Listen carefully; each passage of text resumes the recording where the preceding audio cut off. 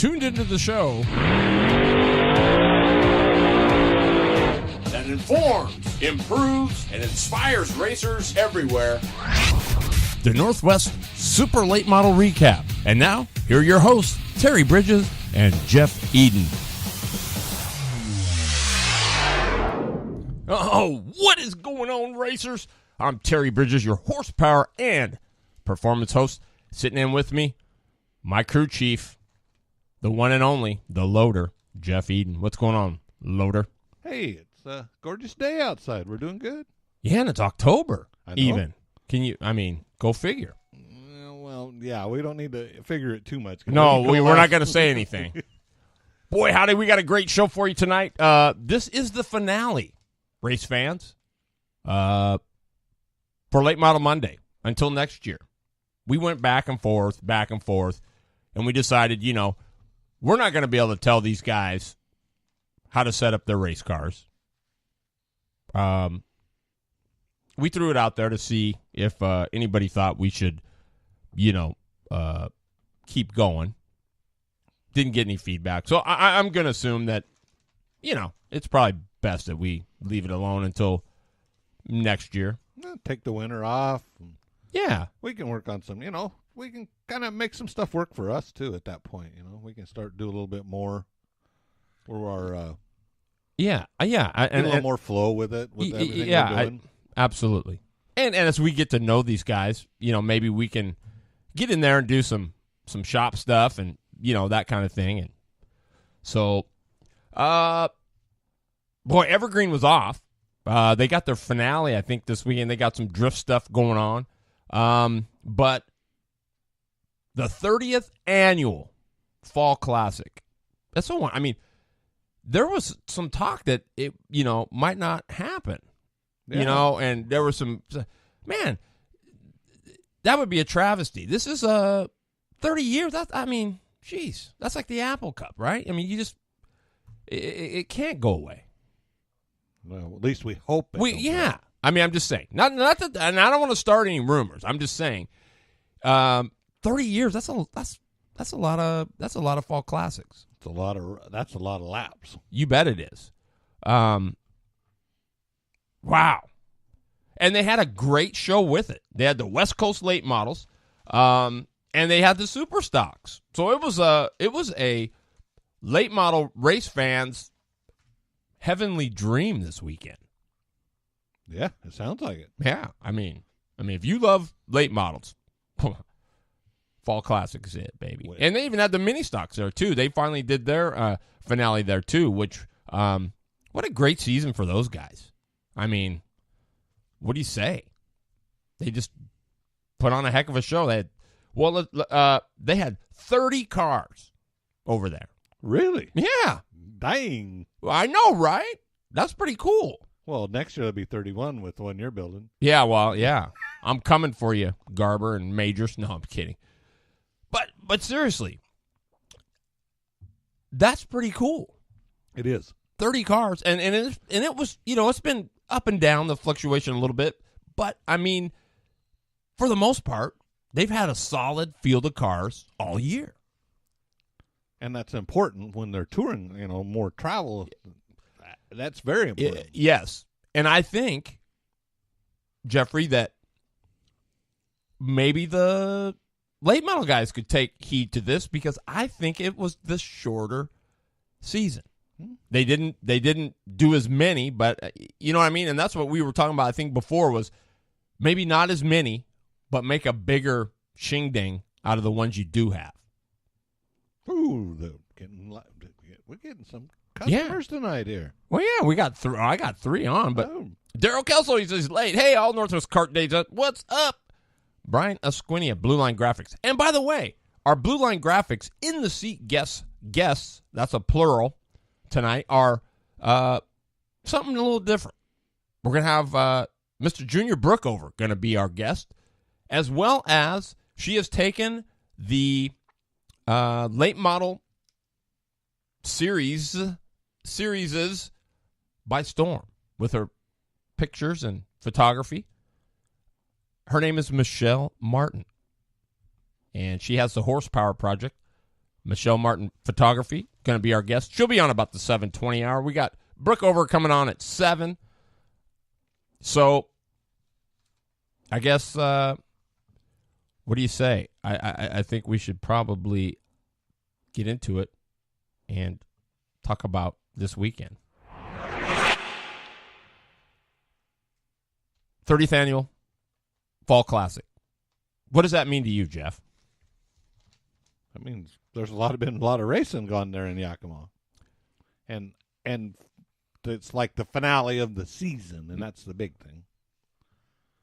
Yeah, and I think that is a good thing.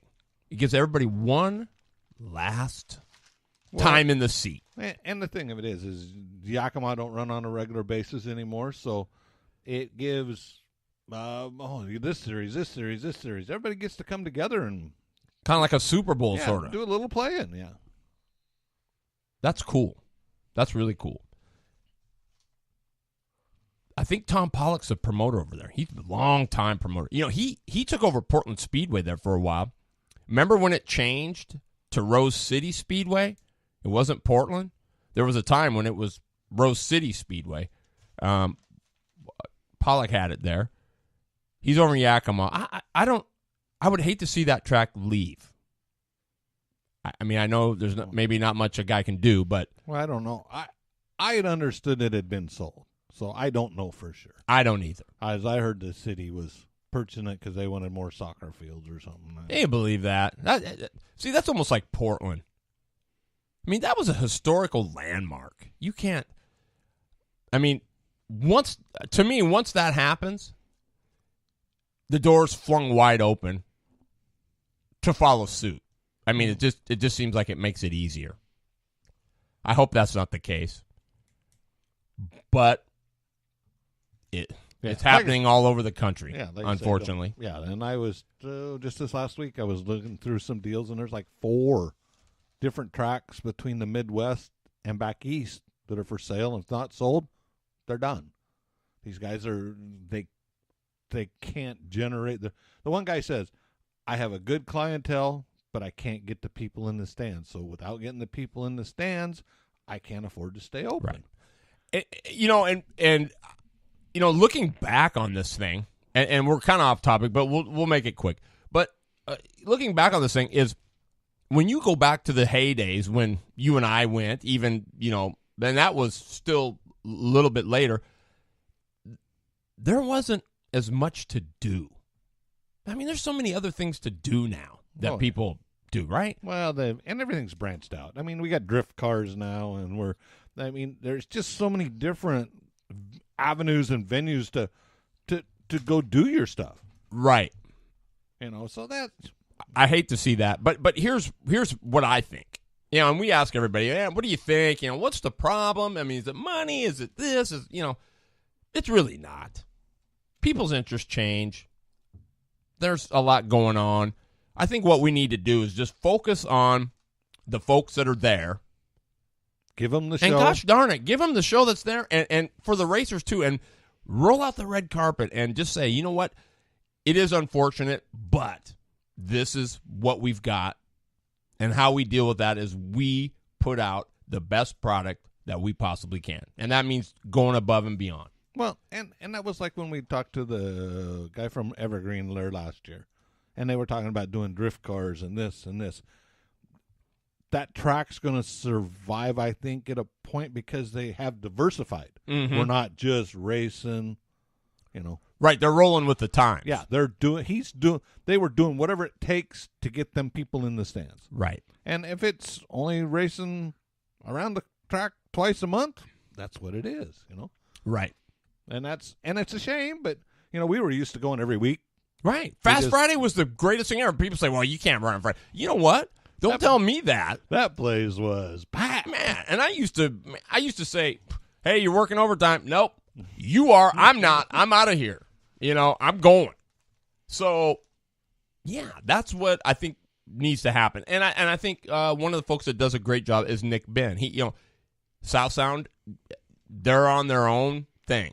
Mm-hmm. And they are and you don't doing it. And very seldom do you see the same set of cars week after week after week. Right. I mean, it's you got late models and legends and baby grands, and then you'll have the hobby stock, street stocks, Bs, and it's a slick, clean show. yeah. I mean, they get a lot. To me, they get a lot for their dough. So as long as the beers don't go up in price like they are at the Mariner game, I bought one of those there. I said, I'll have a, I don't know, I think I had a Black Butte Porter, and she says, okay, that'll be $12.50. I about swallowed my cup. I was like, excuse me? But no, seriously, that's what needs to happen. Make the best of what you got. Give them the best possible show you can, and cater to them. I mean, I don't know. How many of these tracks do you think have polled the fans and put out there, hey, tell us what it is. What would get your fanny here? Nothing wrong with that. No. I don't think. But, yeah, a lot of promoters are pretty proud. They're not. I know that, but they're not going to. But it goes back to what you said just now, was you got to roll with the times. Yeah. And that is. So anyway, the 30th annual Fall Classic, mini stocks, title on the line. They were going to do it at Southland, couldn't do it because of the rain. Garber and Majors were going at it. And they were 1-2. They were on the front row. And it was basically whoever got it. And it was Garber. Wow. Casey Garber wins it. He was fast time, 21-7-23. Majors was second quick with a 22-267. 1.2 seconds between 16th and Garber, P1. But then you go, and that was Tar at a 22-9-64. He was 16th. But if you count from Majors back, second to 16th, it was almost 7 tenths. It's pretty good. 22-267. Then it was Edwards at 398. Tanner Dates, a 431. Rhodes, a 456. Murphy, a 540. Matthews, a 552. And so on. Close qualifying. Yeah. So it went, Casey Garber wins it. Landon Edwards second. Tanner Dates third. Scott Murphy fourth. Brad Rhodes fifth. Devin Matthews sixth. Your series promoter and founder, Josh McMillan seventh. Bryce Rupert eighth. Brendan Tarr ninth. And Mickey Palamas 10th. Can't even read my own writing. Sloppy. So pretty good. 30 cars. Good turnout. Garber's your champ. Woohoo! Mini stocks in the books for 2017. West Coast late models. They were here. Donnie won it. Chad Hinkle was second. Randy Marshall Jr. third, although Marshall Jr. was fast time. Daryl Tidrick fourth. Garrett Huffines fifth. Brad Tidrick sixth. Mark Barrow seventh. Dan Nelson eighth. Tony Undum, 9th, and Cody Denton, top 10. Some notes.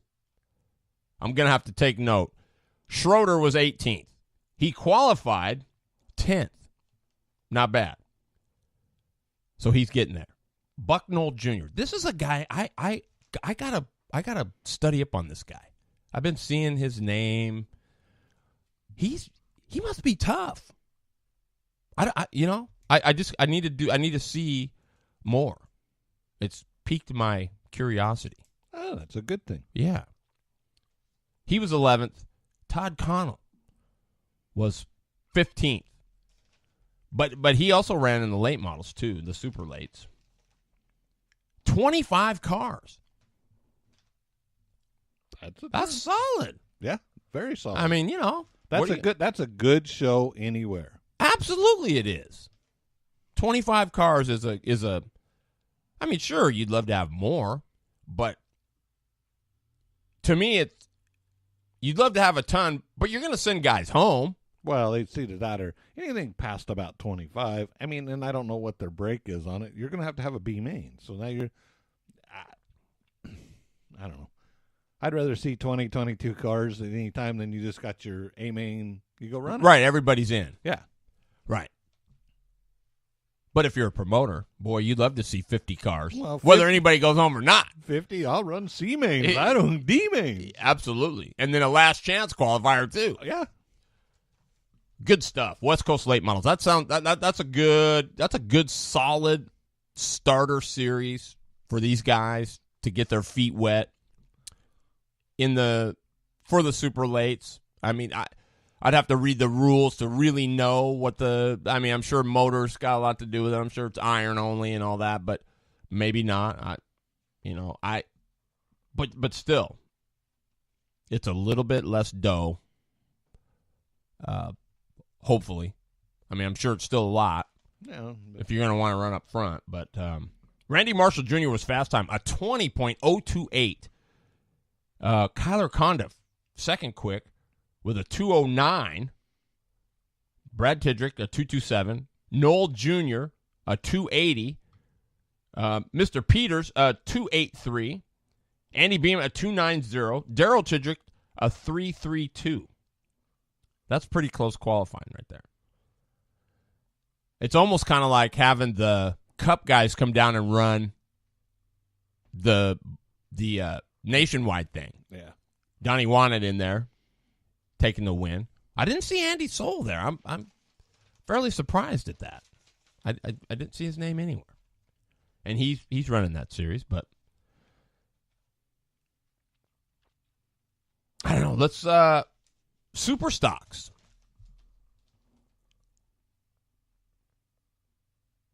Cody Graham was fast time, 21.969. So there's quite a different. Well, I don't know, 21.9. That's not bad. Although the mini stocks were, they went pretty quick. Yeah, but mini stock fast time was 21.7. And the mini stock also don't weigh a lot. Right, I get that. I do get that. Mike Denton was third quick with a 22.504. Jeff Stevenson, 22.372. He was second quick. So, good stuff. It went. Mike Hill is your winner. Mike Bellamy second. Dan Lawther third. Fourth was Vance Reynolds. Fifth was Del Tucker. Sixth was Mike Burgard. Seventh was Trenton Tarr. Eighth was Don Klang. Ninth, Billy Scribner. 10, Gerald Nash. I saw a name in there that I'm just curious about. Chris Schlott. You remember Janelle that ran down at Salem Speedway in the indoor? Mm-hmm. I think that might be her husband, but I'm not 100% positive. But that would be interesting if it was. Good stuff. And then the big one. The one that everybody, other than the mini stock deal that I'm sure they wanted to see what it was, wanted to see.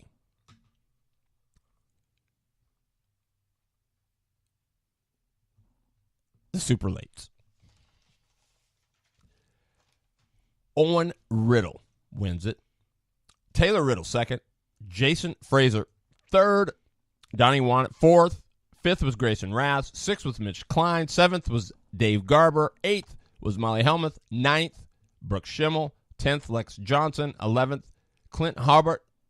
12th, Tim Babcock. 13th, your Northwest Super Late Model Series champ. First female ever, Brittany Zamora. Rod Schultz, 14th. Tom Barrow, 15th. Mike Longton, 16th. Pete Harding, 17th. And Alec Lesser, 18th. 18, 19 cars. Well, Schultz, he gets around, don't he?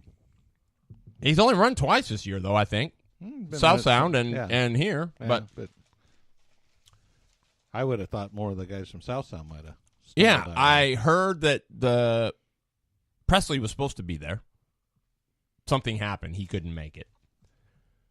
But here's the interesting thing.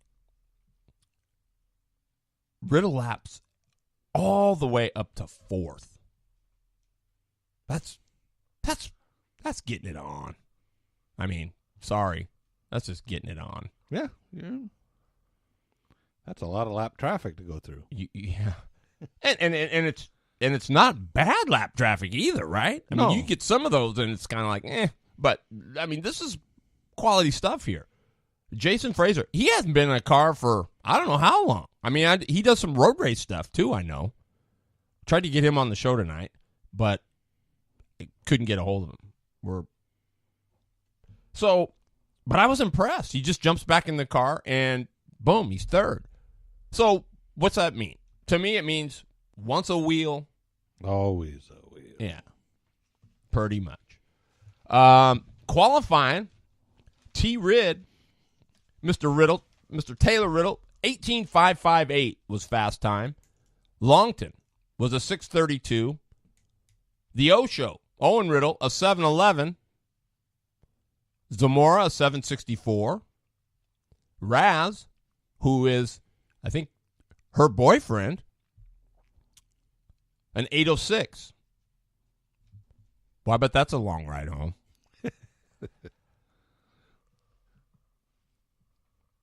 Yeah, Harding was an 8.81. Lex Johnson was a 9.95.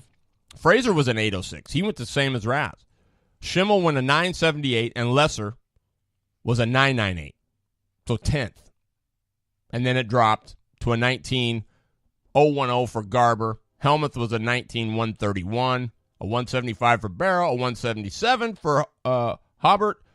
Wanat was a 190. Klein was a 191. Schultz was a 237. Babcock a 558, and Todd Connell took his super stock or his West Coast late model, and he ran a 20.310. 19th.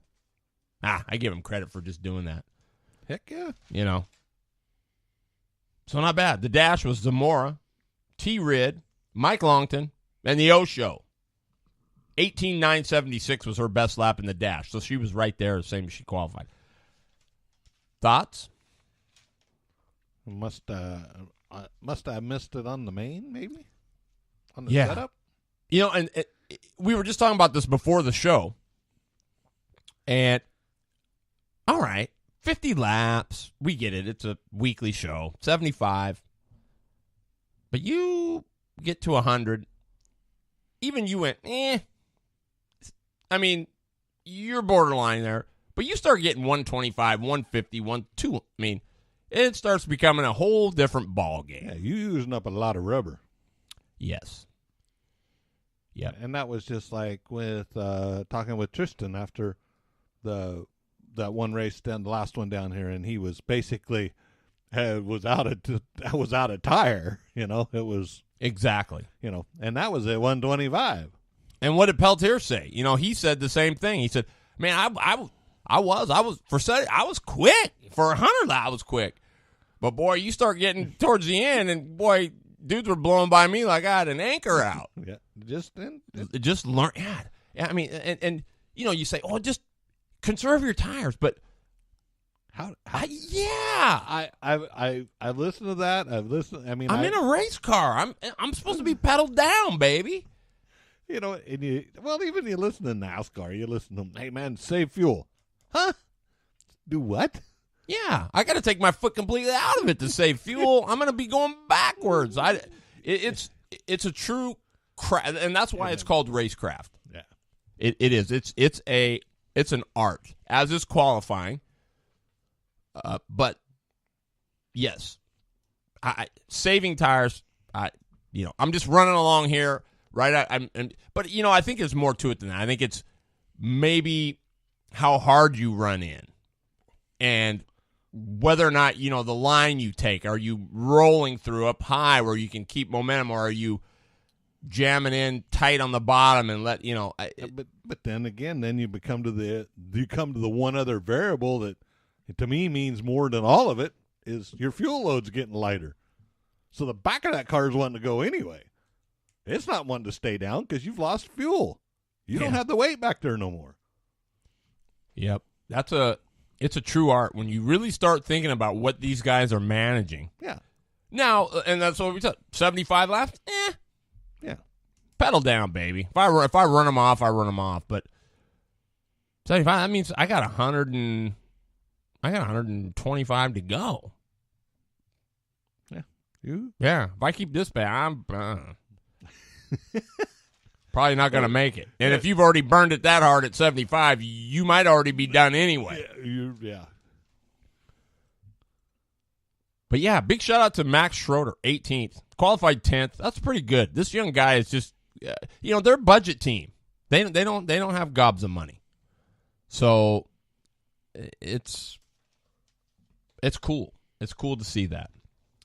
Well, I was the Ed Thompson. Yes. I mean, we've talked about him a lot, and I found out he lives over in the Tri-Cities. And I'd like to get a hold of him and get this him winter. No, this winter, just take a trip and go visit with him. Mm-hmm. I think it'd be cool. I mean, just sit down and visit with him. Yeah. There's a lot of guys I'd love to do that with, and that's what I mean. That's all stuff we can plan out and try to do for these guys, because it would be cool. So we didn't, we missed last 2 Mondays ago, or a Monday before last, because I was on my way back from Arizona. So we didn't congratulate Brittany Zamora on her championship. I know we all know that Andy Soul told us he was going to take it. Well, he was pretty. He was close. Yeah. He was close. But she gets by Constance, who showed up with 2 or 3 to go. Goes on to win it. But here's the beauty. So poor Mitch Klein, the wild one, he was in second. But he had problems, and so Jen Evans and Schimmel round out. I mean, it's a young gun podium. Zamora, Jen Evans, and Brooke Schimmel. And remember, we were talking halfway through the year, she hadn't even got a win yet. I mean, basically, it was almost half, and she ended up with 2 wins. Yeah. What? Zamora gets 2. I mean, that's pretty impressive. I mean, it really is. And again, that's what I said. You look at Mike Zamora to have a baseline on a race car that you can go anywhere, and that includes places you've never seen before, and have a car that qualifies in the top 4. I'm telling you, man, that's a pretty solid baseline setup. Would you not agree? Very. Dale Shorter. Thank you for the mention. Best qualifying for Max. Car was fast, had a fitting come loose, losing oil, and then lost the battery, which is embarrassing. You talk about the tire and fuel management. We should be able to manage the battery. Well, you laugh at that stuff, but it boils down to this. When you are searching, and maybe because like they've had engine problems, they've had this and that, and so they've been thrashing, for lack of a better word. My goodness, things you ordinarily would catch, you miss. I mean, it doesn't mean it's excusable. It just means that when you're struggling and searching and thrashing and always, something, it's like, good grief. And I mean, it's easy so that's where you have to say, and that's where I think they say races are won in the shop, and it's the truth. It is. I mean, there's no truer. I mean, people say, it's a cliche. It's the truth. No, you have to put your time in there. And Dale, don't beat yourself up over it, because this, you know what that is? To me, that comes back as experiences, something that won't happen again. It's something you will always think about. Well, it's priceless. Yeah, you're paying your dues. That's just a few of the dues that you have paid now. But it also proves that you've got to have a list. Yep. Your Your maintenance at the shop can never change, no matter how much you're thrashing or how bad it is. You've got to have. That's where that solid foundation of a good, solid maintenance program and your list and everything you do that you never waver from is priceless. It's right there on the wall. Yep. That's the way I run with a dirt modified, and that's the way we do it. It's this check, and it's checked off. Right. And my father-in-law told me, just make a list to start out with. Might have 20 things on the list, right? So you go out and work in the shop, you don't go from 1 to 20 in order. One night you might do 19. The next night, whatever, you might do 15. And you just cross them off as you go. But you finish the list, and there you have it. But then you're race ready. At that point. Yeah. And that's the check and recheck. Yep. It's and like with the modified, he'll start at the back of the car on the left side. I start in the front, and we go around and we chase each other till we back to our original spot. That way, all the heims are done, all the bolts are done. I mean, it's nutted, bolted, eyes on everything. Correct. Twice. Yeah, and somebody's double checked you too. And then we're turning around and then it's time to go racing. That's it. We feel confident at that point. Correct. But yeah, Dale, don't beat yourself up. Just like you say, you remember it, and it's there for the next time. Dale, all I could tell you, man, would be just to apply everything you did, quarter midget racing, to this, because you guys were always there, always in the hunt. Whatever you guys did there, just magnify that to the bigger scale. Yeah, and apply that to your ride, and then you'll be golden. Because you never struggled out. You can't do stuff with the motor. You that's out of your hands. You can't. You hurt a motor. That's unless you forget to put oil in it or something stupid. But you can't. That's out of your hands. Or something breaks or you get hit or took out. Those things you gotta say. Well, that's just chalking it up to racing. But yeah, there is the key to what he just said. Having a blast. You are enjoying what you're doing. That means so much, and you're looking forward to next year. And there it is.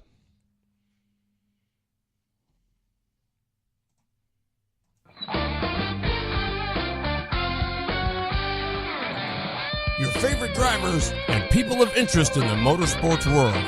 It's time for In the Seat, powered by Blue Line Graphics. Oh, man, I am so stoked to have this guy on the show.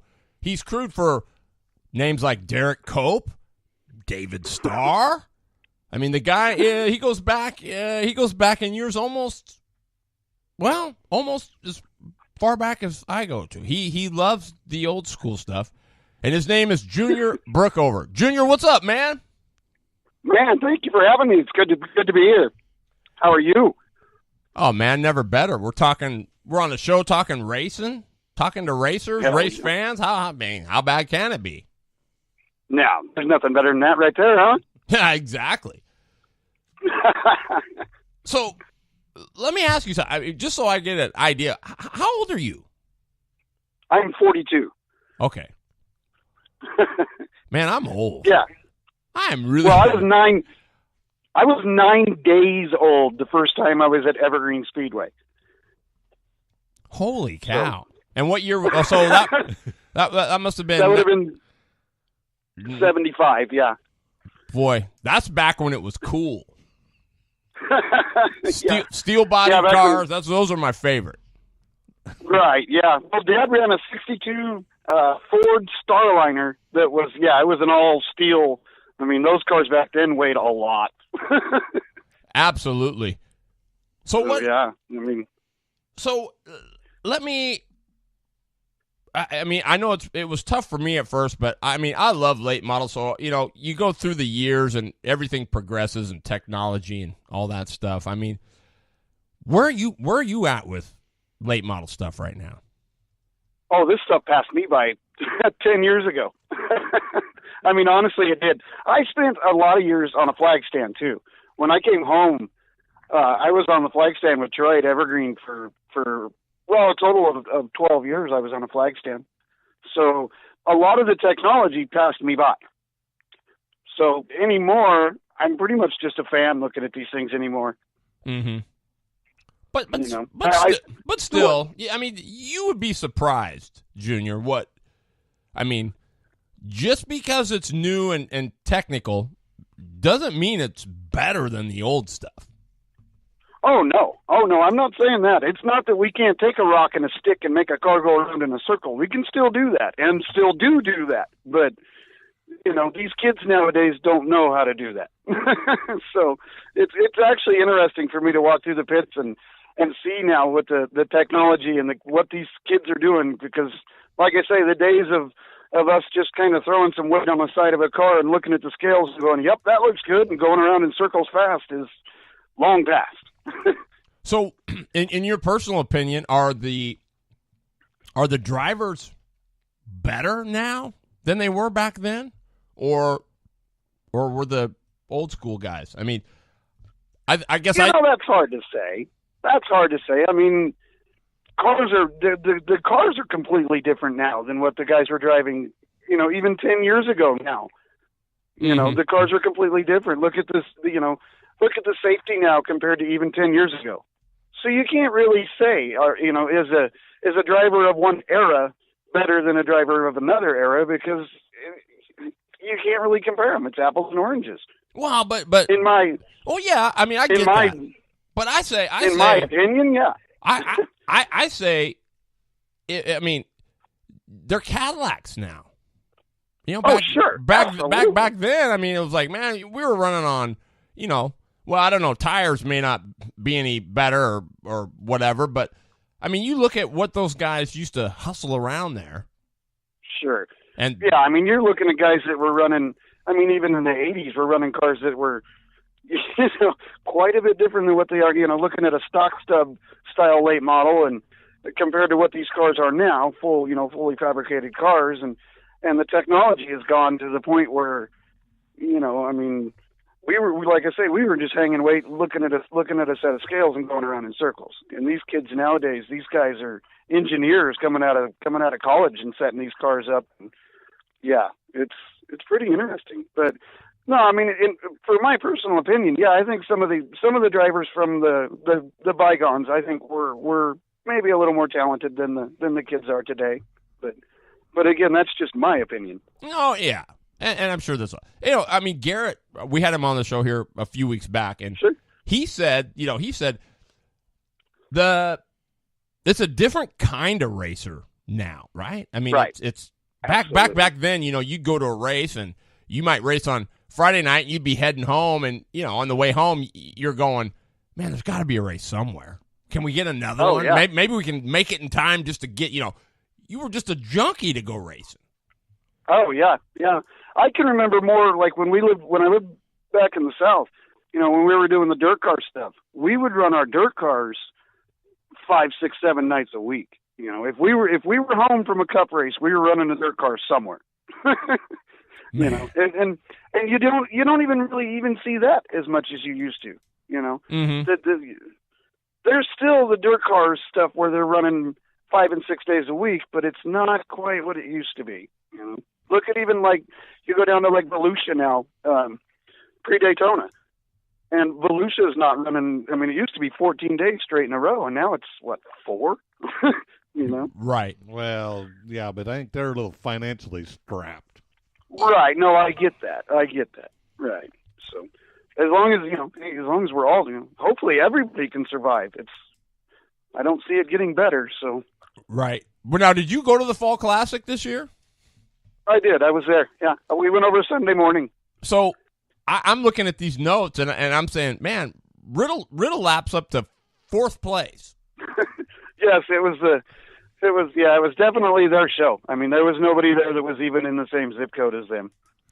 Yeah, they were gone. They're pretty. They put on a benefit show. Yeah, they're good. And Yakima especially, they really are.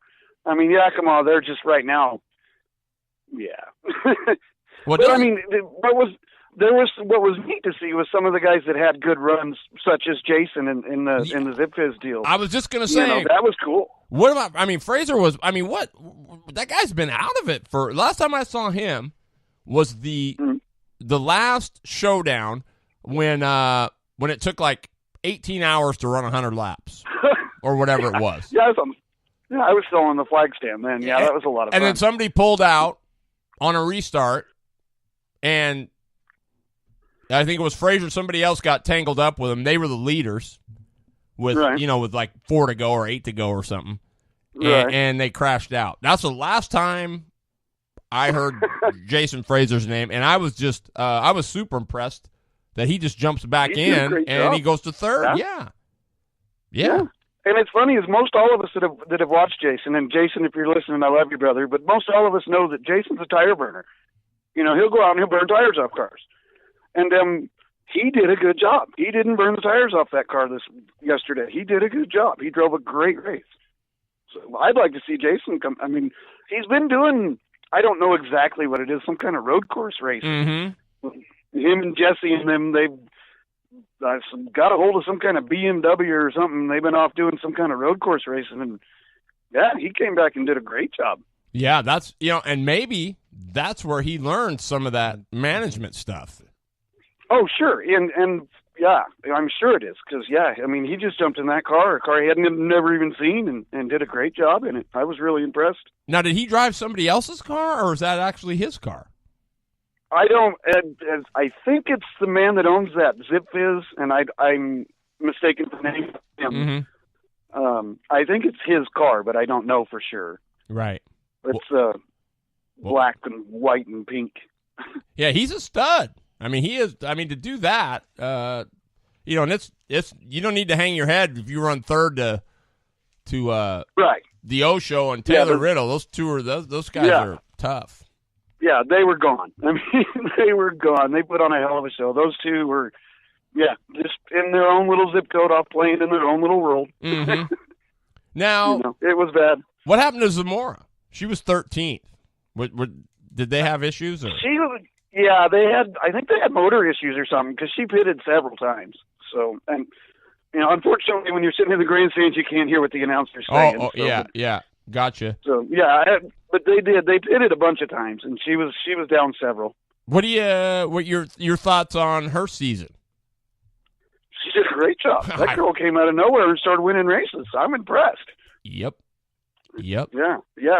I mean, I didn't really know much about her before this year, really. I mean, we've seen her, but heck, we've seen her run in the little cars there for a little while, and heck, little girl's doing a good job. Yeah, really. She is. And she killed it in that, too. I've been watching her since she was probably 8 years old, running Junior 2 in the go-karts. So I knew she was going to be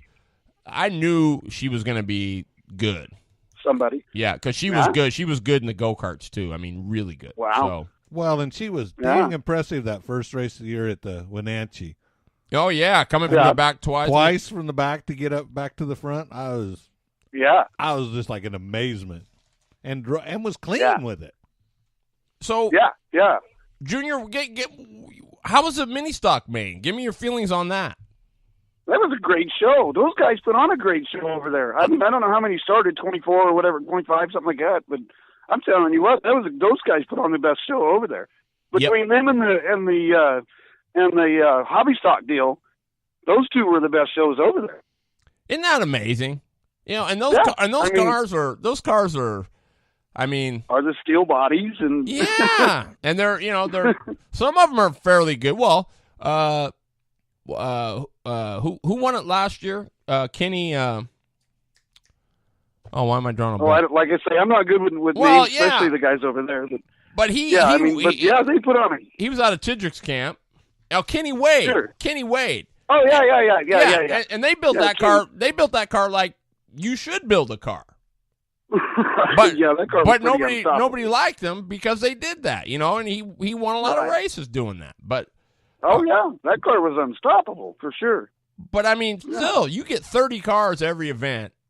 I'm sorry, man, you're doing something right. So you're doing something right. Hats off to McMillan for that stuff. That's cool. You were over there. And Go ahead. And McMillans are good people too. They're such great people, and they're just dedicated to their craft. They love the sport. They want to do this. They want their deal to succeed, and just great people. Yeah, absolutely. I really hope. Go ahead. I really hope that their deal does work, because I mean they're just awesome, great people. Well, how can it not when you bring 30 cars every place you go, basically, Right. But, and what's cool about their deal is they all get out of their cars after a race, and they're all sitting there drinking beer and shaking hands. Isn't that neat? That's what's really cool about it, is when they can all get out after a race and they're all getting along, you're doing something really right. Yeah, that's for sure. Well, and I told his mom Tina, I got to meet her this year. Absolutely. And what a. I mean, I told her, you're an unsung behind the scene. I mean, you're a big reason why this series is so good. She's always got a smile on her face. She's always greeting you. I mean, she is just absolutely amazing. Yeah. Oh yeah. Yeah. That whole group, they're just such good people. It's cool to see that their deal is working because, it's cool to see the good guy make it. Yeah, absolutely. Well, and if you don't believe that these guys are really this way, all you got to do is go run with them and break something. You got every team in the pits over there helping you, trying to get the thing back together. I mean, that's just it's just awesome. So the West Coast late models, West Coast late models. What are your thoughts on that? Is that a good starting ground for those guys that are maybe wanting to go on? Absolutely. Sure it is. I mean, if you can get in any kind of a late model and not have to spend $1 bazillion, you're getting experience. You're going around in circles. Absolutely. Go for it. Yeah, I think it's a great deal. Yeah, it is. And how different are the rules? Do you know? There's quite a bit of difference. I mean, guys like Andy and Andy Soul and these guys that are running this, both, they're running two different cars when they run this. So I'm assuming that the rules are I don't know. I haven't sat down and read them. In fact, that's going to be one of the things that I do this winter is finally sit down and actually open a rule book. Yeah, for sure. I haven't done that in 25 years. So, so yeah. But that's one of the things I'm going to do. And just so I do know what this stuff is now. Right. That's awesome. Well, yeah, no wonder it's passed you by, Junior. Yeah, I don't read well. We didn't read rule books even when we had race cars. We don't know what the rule books. Hey, I want pictures. I don't want to read. Yeah, exactly right. Yeah. What do you mean this is a rule book? No, that's a gray area. The whole thing's just a gray area. So in the few minutes we got left, I want to ask you. So, I come to Junior Brookover and I say, look, you're the man for the job. All right. And I want you to, I've got my track. I want you to, what do I do to make my series prosper? What do I do? Please your race car driver. Your race car driver will please your fan. Okay. So, well, there's a lot of pleasing race car drivers out there, right? And you hear promoters all the time saying, it's not that hard. Can't get butts in the seat. It's not that hard to do. Right. Yeah, it's not that hard to do. Please your race car driver. Your race car driver will please your fan. And them, keep your tickets cheap. You'll make more selling cheap tickets than you will make, Let's put more butts in the seat with cheap tickets than we do with expensive tickets. Cheap beer, too. Absolutely. Yeah. Gotta have beer. So you think that are there too many races? No. Okay. No. Because I can remember back in the day when even late models at Evergreen, when we were running 25 nights a year in a season. So no, I don't think the guys are running too many now. What about the travel? At least. Well, if you're traveling, then you put yourself in that position. So, is there too many races? That's up to you. If there is, then don't travel. It's all in your pocket. He makes it sound so simple, huh? Yeah. Well, it actually is. I mean, it is. Racing is simple. Racing to me is always. What Dave Foods taught me many, many years ago. The simplest thing in racing, that's KISS. KISS. Keep it simple, stupid. KISS. I like that. And that's pretty much it with racing. Don't overcomplicate it. It's a car. It wants to turn anyway. In other words, the overthinker is the problem. Yeah. A lot of times, look at what happens. Look at these guys that work on these cars all day long and don't go anywhere with them. Exactly. I understand. Exactly. Yeah. I mean, I agree because you can easily outthink yourself for sure. Right. Yeah. I don't think riddles do that. Do you? No. I think the riddles have pretty well got whatever they took. They've got it figured out for sure. Right. For sure. Because they Yeah, they both looked just amazing yesterday. Yeah, they're good guys too.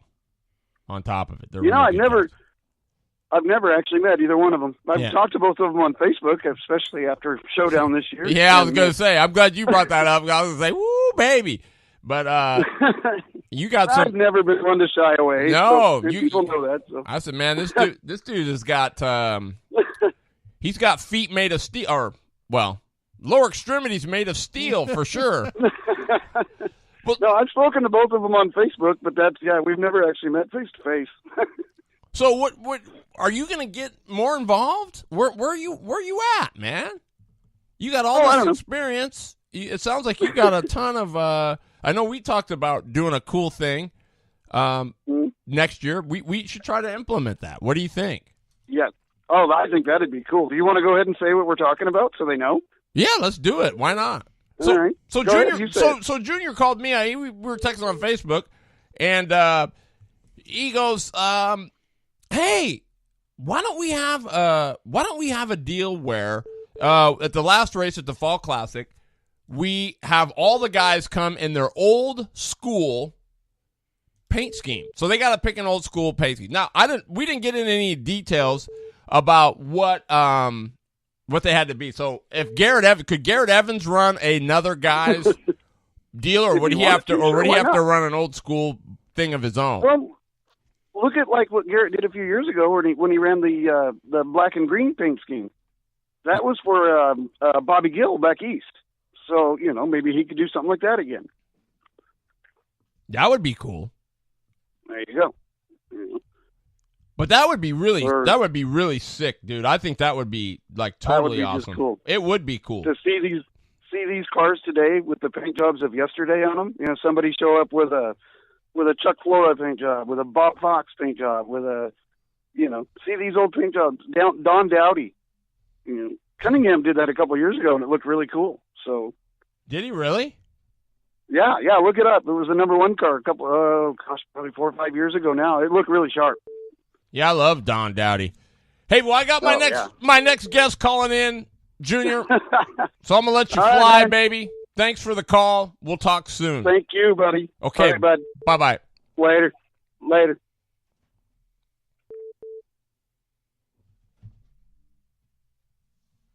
Michele. Yes, sir. How are you?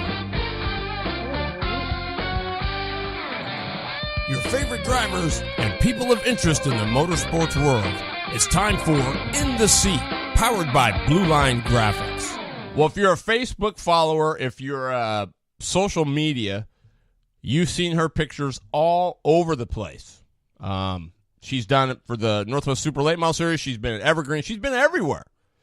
And she's a hot commodity right now. Her name is Michele Martin from Michele Martin Photography and the Horsepower Project. Michele, thanks for taking the time to be on the show.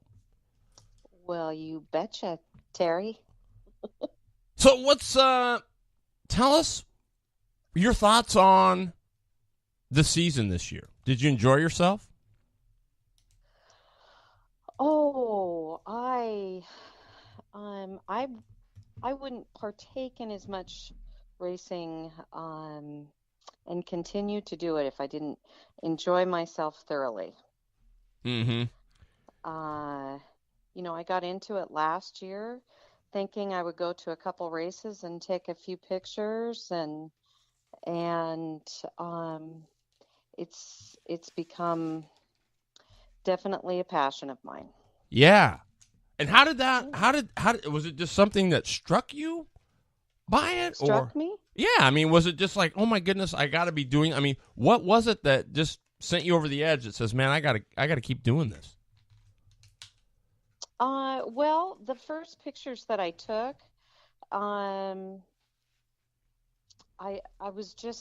always loved, late model, super late model racing, and some others, but those in specific, I was really drawn to, and when I started taking some pictures, I was trying to challenge myself to get better. And now that I look back on the pictures I took, the beginning of last season, a few of them I'm surprised I actually put out. I am a little embarrassed, but Well, I mean, I think that's the case in anything, isn't it? oh, sure, it is. But along the way, I having grown up with a dad who was involved in racing and uh, street rods and cars in general, I was around it all the time as a kid, and then off and on as an adult as well. So when I got into it last year, I knew some people at the track from days of old, but not a lot. And I have made so many terrific friends at the track that are my race family. I share a lot of laughs with and love to cheer them on and appreciate that they appreciate my work, which is kind of my contribution to the scenario, and it's just become uh, it's gotten to the point where if I'm not at a race, I feel like I'm missing out on something. Yep. That's Yeah. that's an easy feeling to have, Yeah. for sure. Yeah. So you made it the full year with the Northwest Super Late Model Series. Your pictures are just like phenomenal. Thank you. I appreciate that. Are you doing? I mean, you're taking the pictures, but you're not actually. They don't just come out like that, right? You're going back home and you're going through all of them and putting your little touch on it with an editor or something, or how are you? Yeah. Well, I hand edit every picture. I don't have a program in my computer where I just throw them all in there and out they come. I also don't post pictures that I haven't looked at myself and gone through. Um, I I guess I'm a bit of a perfectionist that way. I take a lot more pictures than I ever show. Um, And is that because they're better than the other, or you like some better, or are you just saving some so you don't just well, show there's a couple everything of all at once? different, it's kind of due to time constraints for one thing. It's very time consuming to download photos and go through each one of them individually and edit them. And I like to post the ones that don't necessarily look like everybody else's. So that weeds out a good portion of them, Right. and uh, and just the time involved to go through that many photos. I haven't had the time either. So, over the winter, if I get bored, I can pull up pictures that I have never published before and put some out if I want to do that, or um but it's really more of a time thing than it is anything else. That and I like my pictures to be unique if possible. There's, the old saying of there's only so many ways to skin a cat, but Mm-hmm. we're all shooting the same thing, but Well, the thing about Michelle, like the pictures there at Evergreen with the big fire, those were unbelievable. I couldn't believe the detail. I mean, you could see the guys coming out of the cars through the flames. That was so cool. yeah. Well, that particular race, I wasn't even going to go to. I'm very, very close friends with, one of the drivers over there that was involved in the crash, and um, I had told him I was going to come over and take pictures, and it was one of those situations. I was absolutely beat. It was towards the end of the season. I really wanted to fly home. I was over there um, with my job for 2 weeks, and I couldn't do it. I had to go. And the funny thing about those pictures is I was on the backstretch of Evergreen taking pictures the beginning of that race, and um, they just they just weren't anything I was interested in putting out. So I thought, well, I'm going to move to the front stretch. The lighting's different, you know, and catch some of the action up there. And that, um, I had just gotten from the back stretch to the front stretch. I was in turn three. I went. That was the evening of the K&N race. I was standing in front of the K&N trailer, and I saw Trenton and Tyler go by me.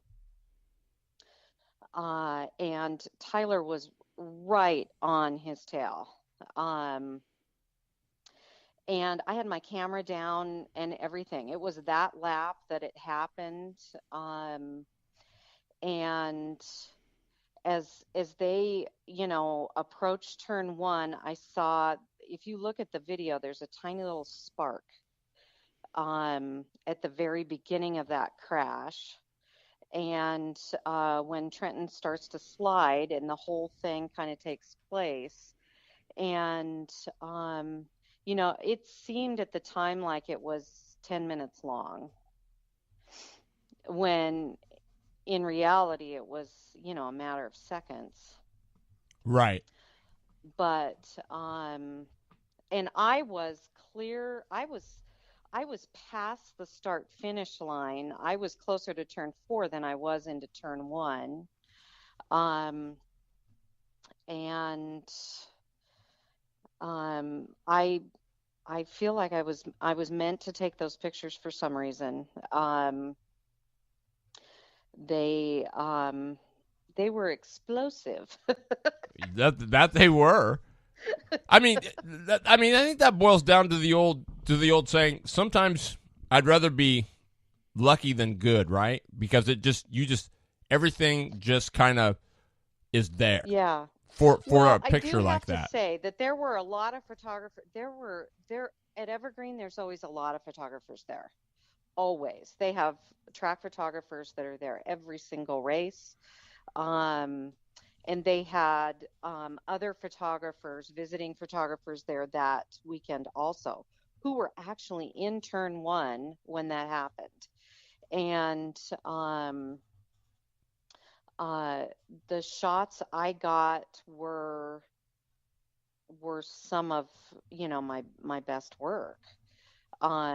It wasn't just luck, but of course there was some luck involved, because I'm lucky that I could even hold the camera still when that was happening, because I've been going to races since I was probably, I don't know, 5, just a tyke. Mm-hmm.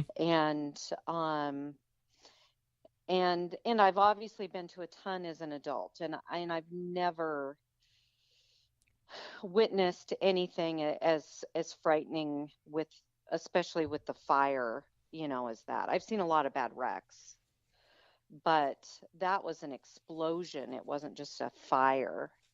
And I did put my camera down when I didn't see everybody getting out immediately. And it was not an experience I'd care to go through again. Right. Now, is there ever a time like in that situation where ethics tell you I'm not taking these pictures? Well, when I started taking the pictures, honestly, when I started taking the pictures, I was there. I'm friends with the Moriartys and their crew. I was there that weekend, staying with them. Honestly, when I started taking the pictures, I thought they're going to want to see this. I didn't realize the explosion was going to occur after I started taking pictures. Mm-hmm. And then, they wanted to see them. And there are safety factors that were involved in that crash, and could be involved in a lot of different races with those light cars going so fast and so full of fuel that I think that got some attention. Oh, for sure it did. I mean, Yeah. I mean, if you're a racer and fire doesn't scare you to death, I mean, that would be the only thing. I mean, you can probably deal with some of the other stuff. I mean, you don't like to, but man, oh man, you add fire to any element, and it just changes the whole perspective of everything. Yeah. Well, you just don't expect, I could see the crash occurring, and there's that 5/8 track over there is hard on cars. I was witness to, Garrett in the same exact spot almost, getting in a bad crash at the Mark Galloway, and that was horrible too. There was no fire, and he got out right away. So, and there were other people involved too, in both wrecks. Not to take away from the other drivers, but um, I try to be sensitive. I mean, if somebody would have been catastrophically injured in those accidents, um, I would have a hard time releasing those photos. Amen. I can appreciate that. Yeah. So on a lighter note, Yes. where are your hopes? I mean, I mean, I'm sure that this was. I mean, has it been a full-time gig for you? I mean, not like a full part-time gig, but a full-time gig, or I mean, and are you wanting to take it to the next level? Are you wanting to maybe after you've shown your stuff is to be able to Shown my stuff. travel around and do I that would, kind of thing? I'm trying to evolve. I want to take it as far as it will take me, but I'm also a realist in that I like nice things, and um I'm willing to work hard for what I have in my life, and if that means doing something besides photography in addition to it, that's what I will do. Um but I made I bought a drone this year, and I've flown it once. I'm hoping to get really proficient with that in the off season. Um, that excites me a lot. I would like to do a lot more coverage with the drone. Mm-hmm. Um, on tracks that you can use a drone, there are certain tracks, that really you can't. Evergreen's right next to an airport, so um, there's certain tracks that don't allow drones. But Well, how high? I mean, so how high are you flying the damn thing? well, right now I'm not flying it very high because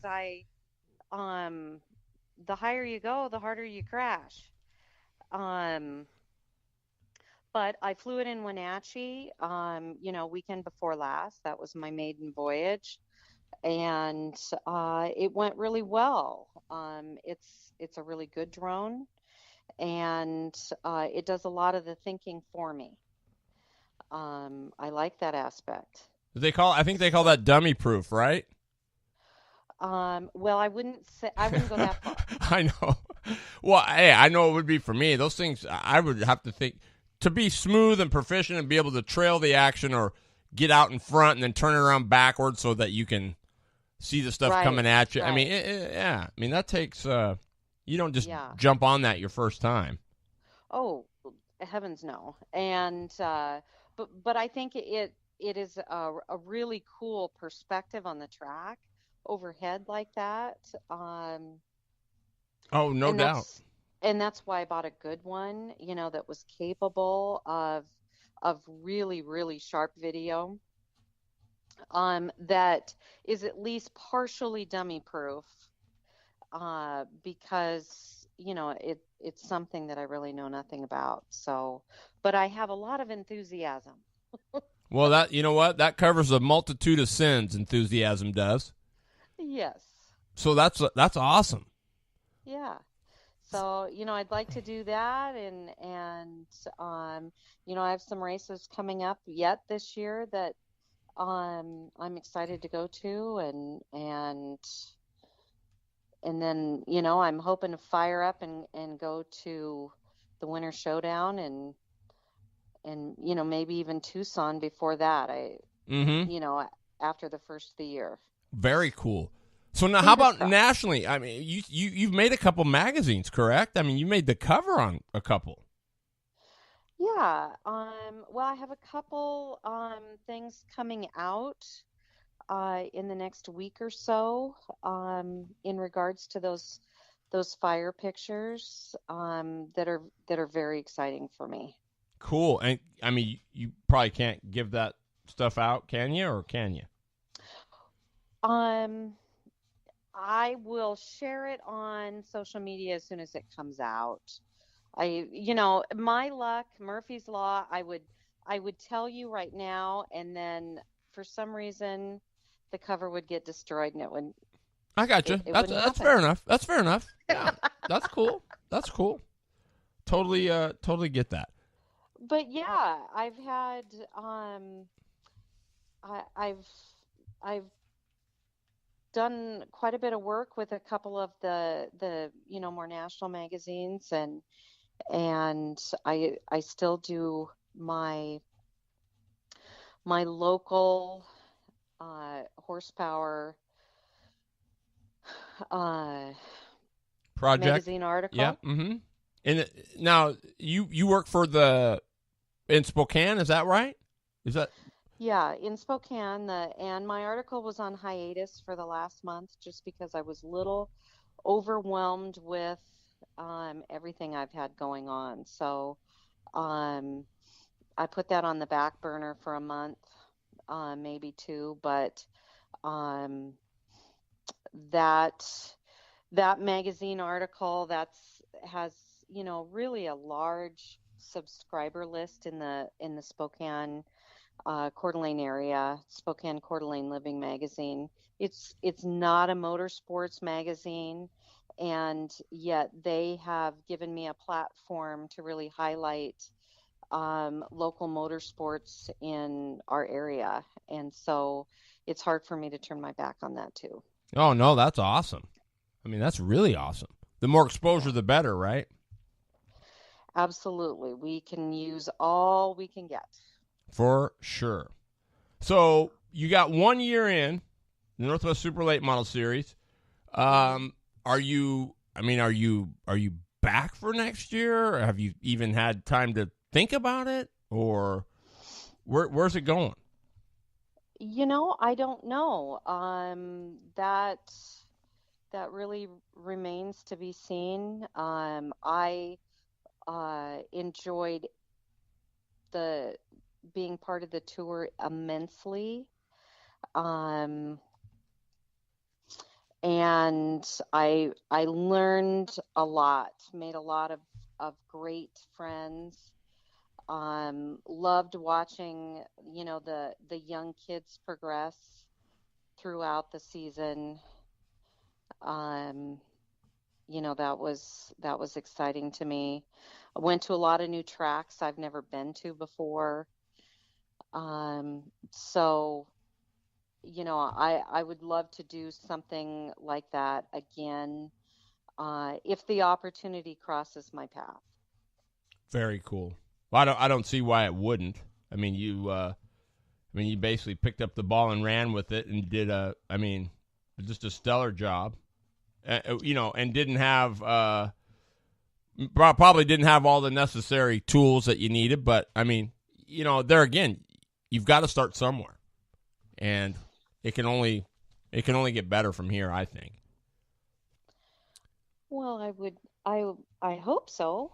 Yeah, for sure. But I feel very blessed that I'm able to, the friendships that I've made, and um, there's so many really good people in racing, and there's a lot of egos out there and a lot of this and that on social media, and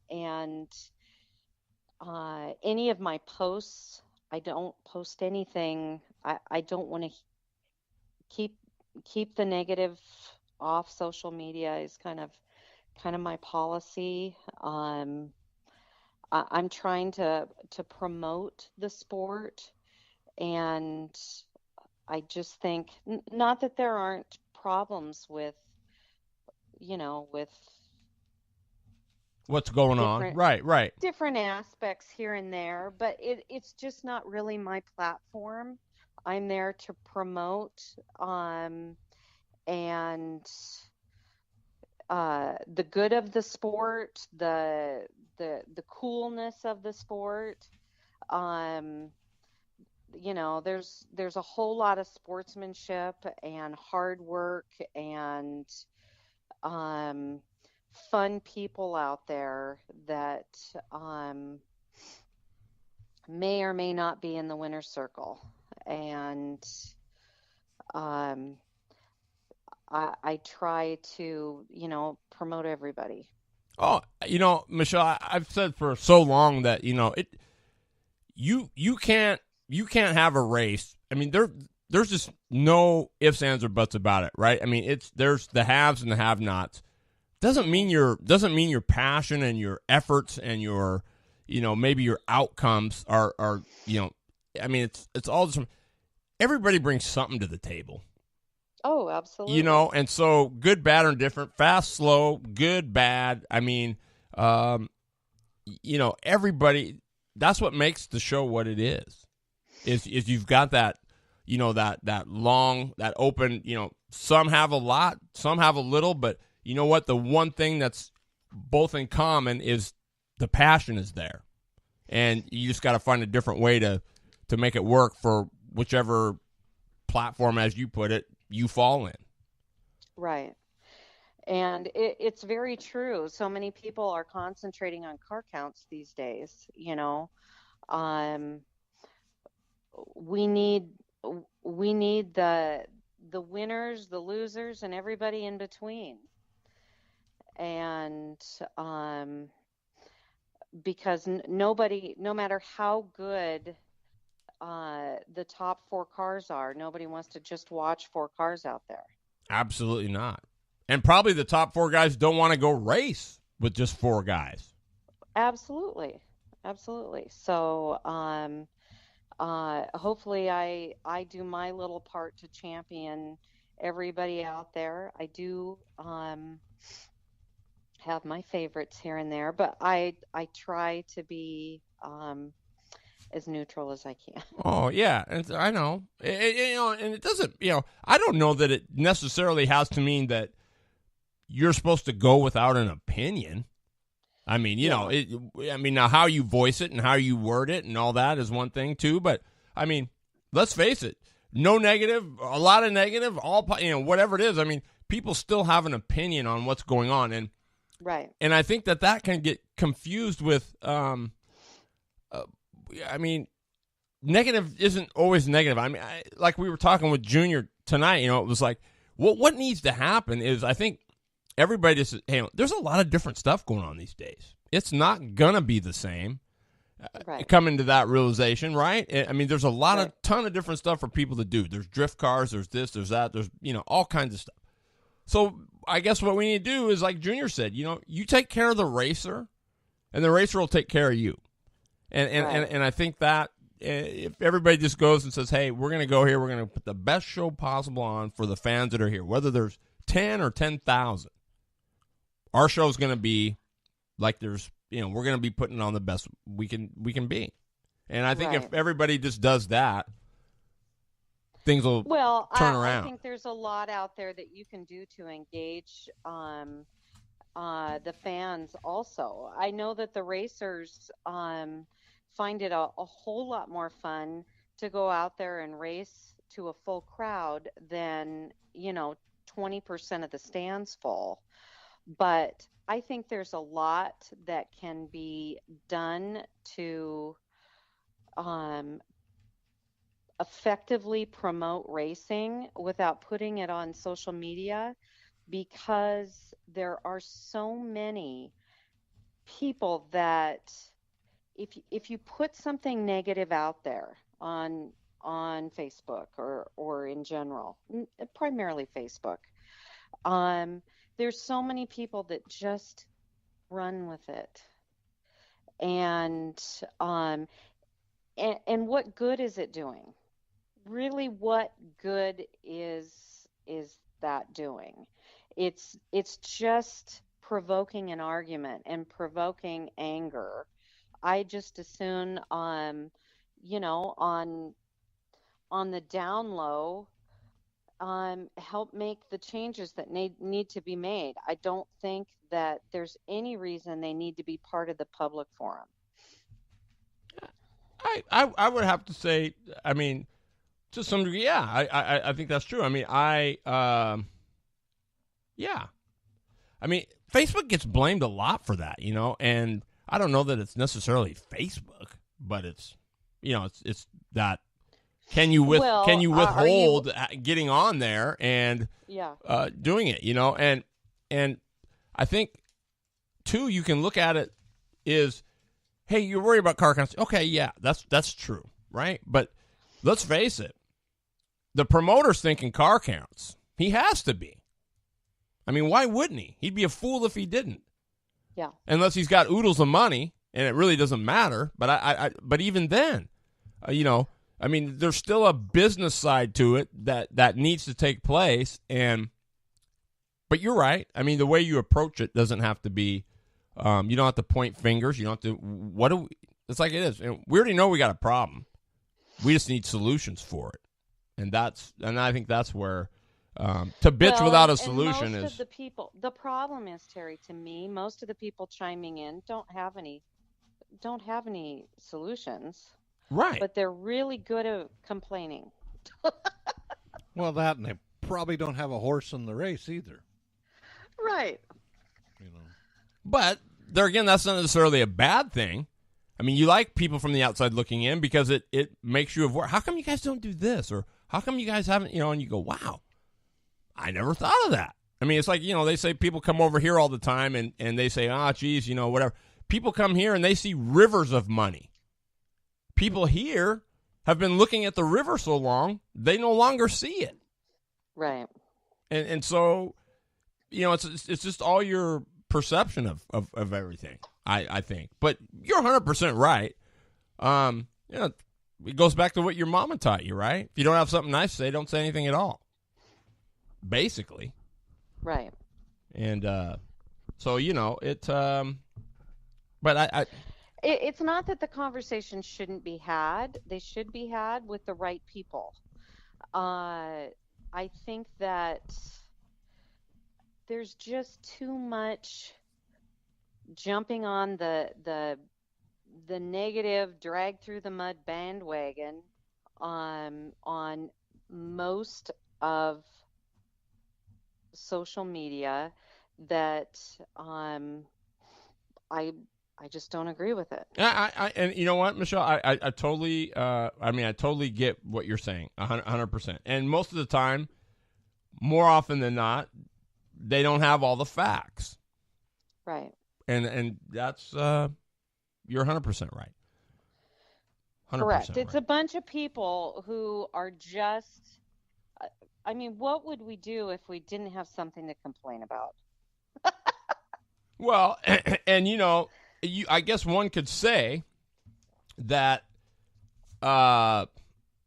if you were busy enough making sure that and housekeeping your own race team and everything else, you wouldn't have time to be worried about somebody else's stuff, right? Right. I mean, at the end of the day. Yeah. So, if people are concerned and want to see it improve, I think that, they can go.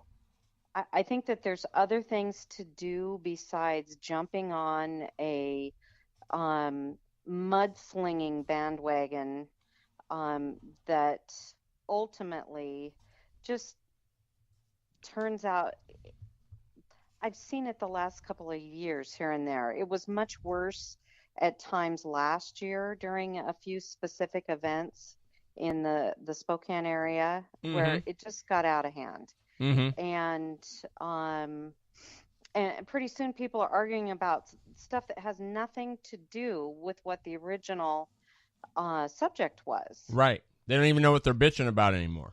Yeah, kind of like this conversation. How did we get on this? Well, it kind of progressed. I mean, I think it's right. I mean, we were talking about the series and whatnot, and you just said, hey, there's nothing wrong. There's nothing wrong with that. I mean, that's the beauty of it. Yeah. But yeah. So we don't get negative. We'll wrap it up. How's that? That's usually the best way to do that. But I want to say in closing, I commend you for what you did and for how you handled it and for how it came out and your stick-to-itiveness, if that's a word. And I mean, you did an awesome job, and you made a difference. Well, thank you, Terry. I appreciate that, and I appreciate what you guys do. Honestly, a lot of times,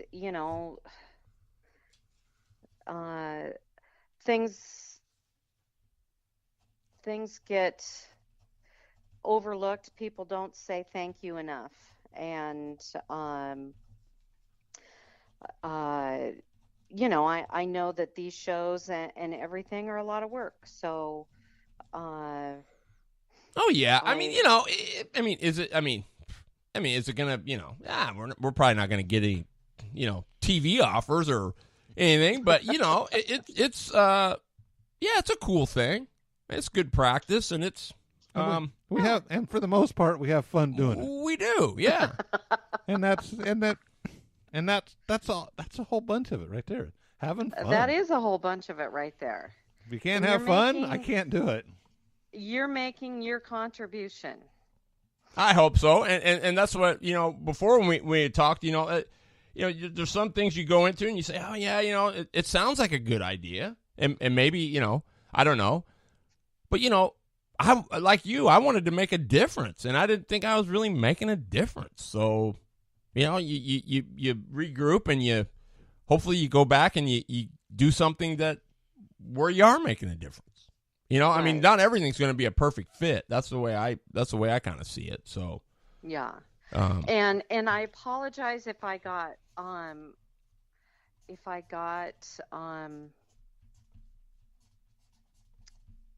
I hope I wasn't confrontational. Oh, you know what, Michele? I mean, we are so far past that now. I wasn't referring to anything. You guys, I was. No, I didn't think. Yeah, not at all. Not at all. I mean, at the end of the day, is the series got taken care of, and it ended up being pretty dang good, and so that's a W, and everything else that was involved or whatever is a learning thing, and that's what you chalk it up to. I mean, would I do things different again? Yeah, I probably would. But I mean, that's all in hindsight now. Like I said, I just want what's best, like you, for the series. I mean, and for you and for everybody involved. I mean, you want everybody to prosper and have good things and do good things and whatever. So, and you're on your way. Shoot, you're a wanted commodity, girl. Well, I don't know about that. You've been very complimentary. I think that people are probably going to start thinking I pay you to say all of that. No, I don't think so. Yeah, I don't, It was only $250 for this night. No, I mean, I think credit should be given where credit's due. I mean, we went through a lot of struggles, and it was a learning curve. And I think the first year, that's going to happen. I mean, to think it's not is almost, setting yourself up for failure. But again, I mean, you handled it, you took care of it, and it was awesome. I mean, not much more you can say to it, I don't think. I mean, I will say that I don't know that Facebook isn't a bad option for that, just because of the people that you reach. I mean, I don't know that the Super Late Model Series is going to be reaching people back on the East Coast. Maybe they care, maybe they don't. But, I mean, I think if a guy were to focus on nailing the Facebook Live thing, that's going to do the series a lot more good than it is trying to do it on a national level. That's just my thought on it. After looking back at everything, it's a hell of a lot easier. It's a hell of a lot cheaper. And I think it just reaches more people. I mean, the people that really want to see it. It's kind of funny. The Wenatchee race, which was, the last race, I actually had a friend who's local here who's been a racer and who follows racing avidly and everything. And you talk about the reach of, I mean, he was working in England the weekend of the Wenatchee race and actually watched it live on my feed. Yeah. And that was on a Facebook feed, right? Yeah. Yeah. That's what I mean. Yeah. It works. It works. It's pretty mind-boggling. Mm-hmm. But it wasn't without blunders and mistakes and everything else. Believe me, there were plenty on my part, but it was a ton of fun, and I know how much, especially the racers' families who couldn't go to every race. Mm-hmm.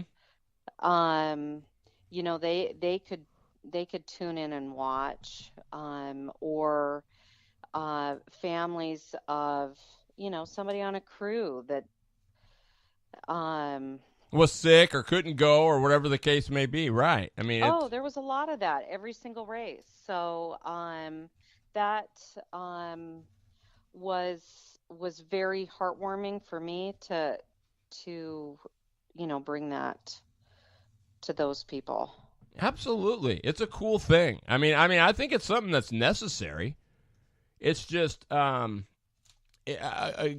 there's a, not everything is always the perfect fit, and sometimes what you think isn't the perfect fit actually is. And that's what I was saying is Facebook's a hell of a lot easier, and it's like you said, it's not without blunders and little stupid stuff you overlook, but I mean, it's easy to fix that stuff now that I think maybe just at first it might have bit off more than we could chew, and so hey, chalk it up to a learn, and moving on and looking for another W, right? I mean, oh, absolutely, yeah. So I just want to say you did a great job. I can't wait to see what comes next for you. It's super cool, and just keep shooting those pictures and keep putting your passion in it. I mean, that's what does those pictures, is you can just see your passion for it in the pictures. I mean, they're freaking awesome. Well, thank you. I think some are definitely better than others. There's some I'm very proud of, and it's just what I like to do. So, hey, and that's the key, right? I appreciate being appreciated. Yeah, exactly, and I believe you are. I mean, like I say, did the videoing and stuff, did it take away from your? I mean, obviously, it took a little bit away from your photography time, but Yeah, well, obviously, during the race, I can't take still pictures. There was one race that the race that we did in Utah, Mm-hmm. where they had me positioned, which was my choice, Mm-hmm. um, was underneath the tower, and it was a very metal type enclosure almost type thing. Right. Um, and the stands were packed at that race, especially uh, where my vantage point was. And I had nothing but internet problems that race. And right before the race started, I scratched doing it on the video camera and just decided to tape it, um, and tape it, edit it, and, release it, a few days later. And I had so many people Facebooking me, pleading for me to Facebook it, that I was shooting it in one hand with my phone and the other hand with my camera. Yeah, that's tough to do too. That was a bit of a challenge, Yeah, absolutely. I can imagine. but I had some help the second half of the race. But um,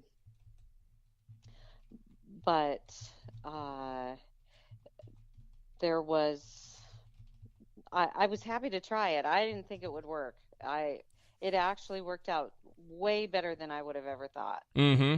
But as I said, we weren't without our challenges at some of the different tracks. But the old adage of never give up definitely applied to me this year. Yeah, for sure.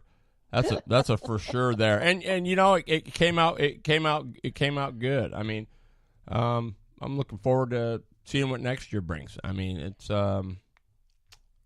Yeah, hopefully more cars, yeah, great races. and a ton of fun. Yeah, I can't wait. But my season's not quite over yet, so um I always like to look forward to the next one. So um even when my season is over for the year, I'll be talking about the next race. So That's it. Well, that's what you do when you're passionate about motorsports, right? I mean, yeah. everything always kind of like the negativity thing. It always kind of goes back to the race thing somehow. Yeah. Yeah. Well, Michele, thank you so much for taking the time, and good luck with your drone.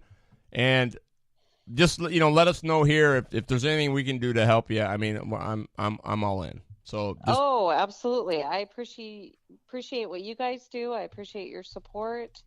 And keep up the good work on your end. thank you so much.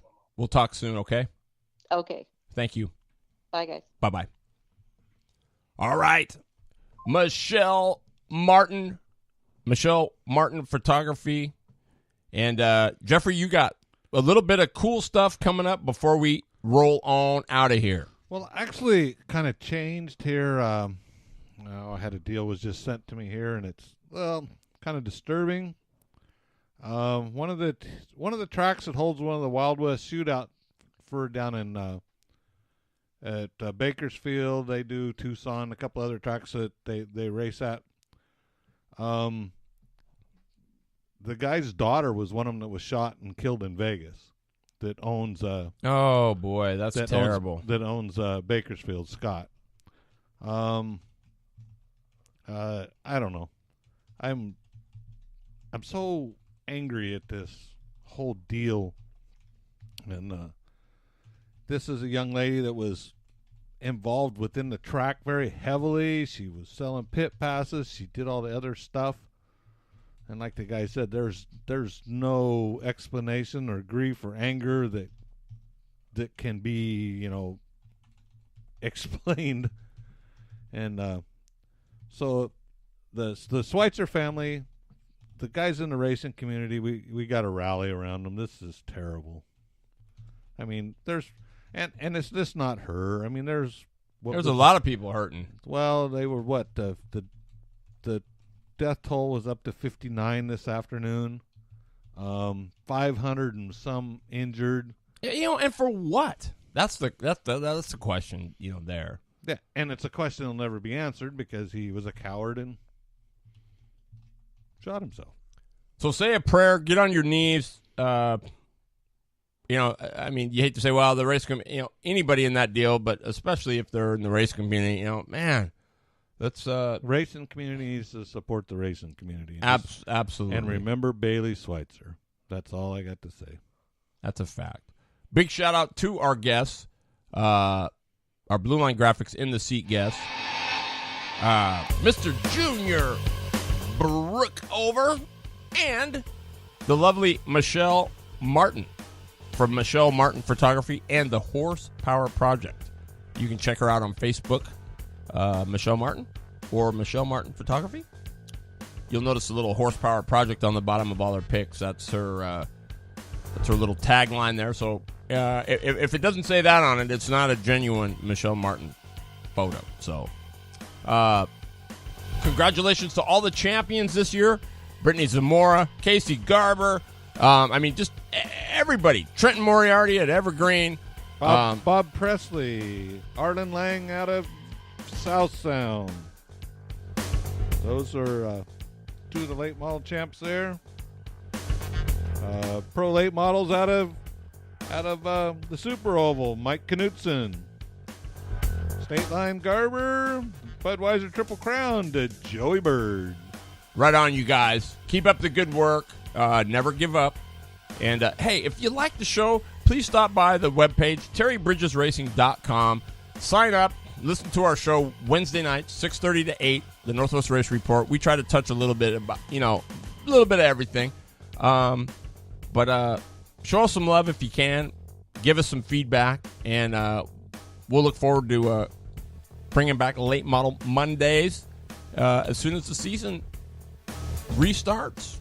Coming up in, March? Just a short off season. So I want to thank everybody for all the great guests we had on the show. Congratulations to Owen Riddle and his win, the Fall Classic 30th Annual. Just super stuff all the way around. You can reach me, terrybridgesracing.com, or you can go email me at nwrrshow@gmail.com. Love to hear some feedback, suggestions, constructive criticism. We always are open to that. So until next time, everybody, spread the word. Late Model Mondays and the Northwest Race Report. I'm Terry Bridges, your horsepower and performance host, and my main man, the loader, Mr. Jeff Eden. We want to thank you guys so much. Yes, thanks. Enjoyed doing it. See you in the spring. Thanks a lot, everybody. We love you. Take care.